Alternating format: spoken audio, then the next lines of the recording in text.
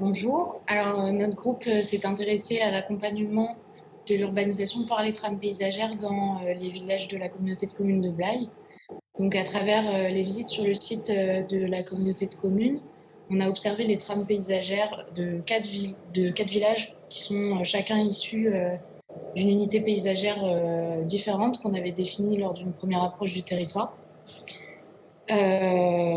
Notre travail et nos propositions, elles s'inscrivent dans le cadre de l'élaboration du futur PLUI-H, qui couvrira l'ensemble de la communauté de communes. Donc, via un plan d'orientation d'aménagement et de programmation, il proposera une méthodologie de travail qui visera à conserver les qualités paysagères de chaque village.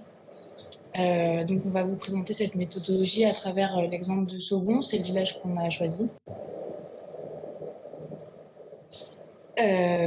La singularité de Saugon, elle repose déjà sur sa situation géographique, puisqu'elle est au nord de la communauté de communes de Blaye, donc elle est sur cette limite administrative, mais aussi sur la limite du massif forestier de la Saintonge-Boisée, ou double saintongeaise, sur un plateau sablonneux, tandis que le reste de la communauté de communes, elle se trouve sur un plateau calcaire. Et il y a aussi la présence de l'autoroute A10 qui lie la communauté de communes à Bordeaux et qui crée donc un mouvement pendulaire de la population et qui, il nous semble, va créer peut-être dans le futur une pression au niveau de l'urbanisation. Et donc c'est toutes ces caractéristiques-là qui renforcent la singularité de ce village. L'analyse chronologique de la commune de Saugon, donc de 1960 à nos jours, montre que la construction du village s'est effectuée sur le point le plus haut, autour de l'église et au croisement de plusieurs axes routiers. Deux lieux-dits, donc Géniquet qui est au sud du centre-bourg et Manan à l'est, tendent à se densifier le long de ces axes routiers. On observe également une simplification du parcellaire agricole qui a entraîné une simplification de la trame urbaine dans la commune de Saugon. Et la construction de l'autoroute Monin-Bordeaux et donc son intérêt quant à la mobilité des habitants nous laisse penser que Saugon pourrait être un territoire à la dynamique de construction importante pour les années à venir. Lors de nos arpentages, nous avons repéré différentes qualités paysagères à Saugon. Donc, par exemple, la gestion de l'eau est particulière puisque Saugon se trouve en tête du bassin versant du Montvon. On peut observer qu'il y a tout un réseau de fossés, des fossés drainants qui ont un intérêt écologique assez important et ils ont une faune et une flore propres aux zones humides. Ensuite, il y a tout un milieu boisé, donc c'est des forêts mixtes ou de conifères et qui ont des lisières fluctuantes. Aussi riches en biodiversité, ce sont de réels réservoirs de biodiversité. Il y a également des corridors écologiques essentiels à la survie de certaines espèces. Ensuite, il y a différents milieux comme des prairies, des espaces de transition ou des bocages, comme on peut le voir sur le croquis, qui offrent des points de vue intéressants, des espaces ouverts. Et il nous semblait également intéressant de rajouter des arbres particuliers dans les qualités paysagères, qui sont particuliers pour leur forme, leur âge, leur symbolique, leur esthétique ou encore leur intérêt écologique. Et enfin, il y a différents points de vue, tels que ce point de vue depuis la départementale 252 sur l'église, ou encore derrière l'école maternelle, on a un autre point de vue sur l'église qui est un peu le point de repère de Saugon. Et à travers tous ces points de vue, il y a une mise en valeur du patrimoine. De nombreuses exploitations agricoles sont présentes dans le centre-bourg de Saugon et participent à sa qualité de village clairière.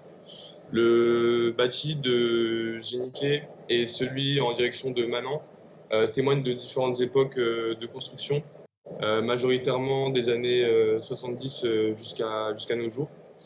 Nos discussions avec les habitants évoquant un village dortoir, nos observations sur la déprise agricole, la tendance à une urbanisation spontanée et la présence de l'autoroute nous laisse penser que les qualités paysagères, donc préalablement énoncées, pourraient être en péril si l'urbanisation se poursuit de cette façon. Et donc le projet que l'on va vous présenter ensuite concernant la zone autour du lavoir est un exemple d'action qui vise à éviter le mitage en privilégiant la compacité du bâti tout en préservant les points de vue, les milieux écologiques et les espaces agricoles. En prenant l'exemple du lavoir Rostovo, nous avons préservé les avis étaient obstrués par une haie pour réaffirmer de ce point de vue la qualité du village clairière de Sogon. Nous avons utilisé le tram du fossé existant.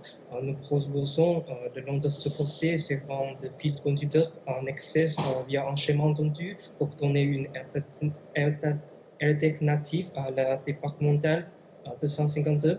Cette nouvelle trame de circulation douce et les trames déjà existants en Sogon permettront de déduire par la suite les zones urbanisées en jaune et les zones projet en vert et de conserver des espaces ouverts ainsi que des espaces de rencontre dans le centre-bourg. On a mis en application une méthodologie qui pourrait en réalité s'appliquer à d'autres secteurs de Sogon. C'est une méthodologie qui est basée sur l'observation, l'analyse, l'interprétation, la détermination des trames paysagères et les enjeux qui concernent un territoire défini. Par exemple, sur Sogon, on pourrait proposer d'autres actions, comme travailler sur la restauration et le recalibrage des fossés de drainage pour assurer une bonne évacuation et épuration de l'eau, ou sinon prolonger notre trame de qualité paysagère pour assurer un accompagnement de l'urbanisation et enfin maintenir les espaces ouverts à l'intérieur des îlots pour remettre en avant l'identité de Sogon comme village clairière. Donc ce travail d'analyse des trames paysagères, il est important parce que les communes, ça leur servirait à préserver leur identité et anticiper une future urbanisation. Et c'est cette méthodologie qui s'appliquerait autant à l'échelle d'un village qu'à l'échelle de la communauté de communes du Blayais.